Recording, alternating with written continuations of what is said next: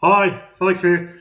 Going to do a quick discussion for a few minutes just about handoffs. And when I talk about handoffs, in an agile sense, we do try to work to reduce the number of handoffs within a system of work. So what we definitely don't want is handoffs between teams because they're faceless. I mean, we do have leaders in teams, and I don't mean necessarily managers, but for handing off work from a team to a team is difficult because it's not an individual to an individual, and you don't have that retention of knowledge within a team. It's only within individuals. So I really am talking about within a team, and it's a team game. Now, you might be a virtual team. So if you're a project team, for instance, I would call that a virtual team. You don't actually work on the same goals, which is a bit difficult. But as a project, you might have a single project team. And the reason why I've put a soccer field up there is we understand what a handoff is. A handoff is giving the piece of work, the ball, to somebody else in the team who is either better at that particular role or equipped for that role or in the position for that role. So the defender in this case would give it to the midfielder, would then move it on. We all know what the goal is, but we know what our expertise is as well. So we pass that on. And in a technical sense, this might be the product owner passing it to a developer, who then might pass it to the tester. So that's a very typical relationship within a team. We understand that, and there's a handoff. Now, what I want to talk about is what are the principles, what we hand off, and why it matters what we hand off. What we hand off really does matter. I mean, in soccer, it's really simple. We are handing off the ball. You know you've got the ball. That's it. Simple as that. And we know what the goal is. Simple as that. But when we're delivering things, we actually want to hand off something that's always going to be slightly different. Especially in knowledge work, it can be hugely different. One thing could be for delivering a totally different outcome as the next thing. Even if we've all been in a planning session together or a replenishment session together. So what we're handing off is obviously not handing off a ball. We're handing off a card.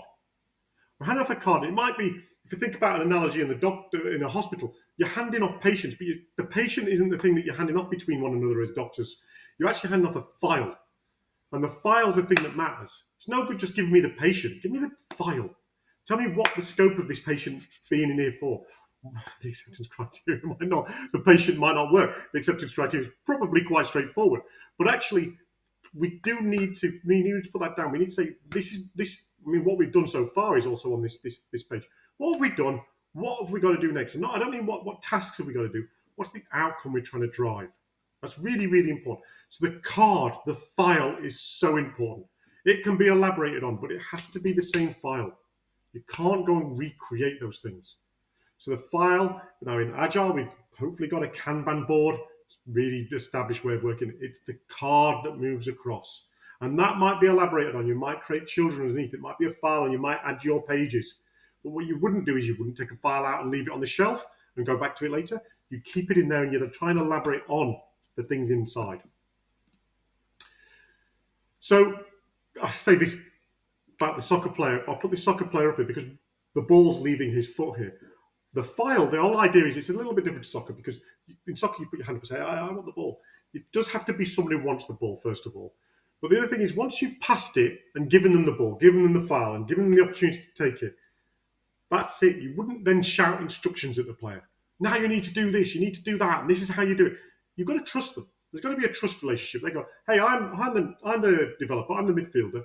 You give me that file, give it me in a good condition, make it a good pass, give me a good condition file with those things on. You can trust me. I don't want you telling me what to do next. I just need you to tell me what's the needs. What's the needs? And we all have the shared goal, so we know what we're trying to do. Whether it be a patient, we're trying to get them out of hospital well. Soccer, we're trying to score a goal. What is it for the piece of work you've given over? That's the most important thing, not the tasks. We don't want to be shouting instructions. So when we do this really matters. When we do this pass, when we do the handover, it's really, really important. We don't want to make this is the person receiving this ball. We don't want to make the person receiving juggle because they can't concentrate on all these things. So we want to make sure that there's a good time to hand over. Normally, a scheduled ceremony would be the best time.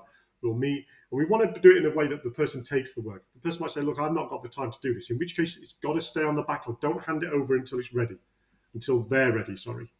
Even if your file's ready, wait until the person receiving it. Because if they're juggling, they're going to end up dropping some balls. And it's likely to be yours. Make sure you let them control their own intake.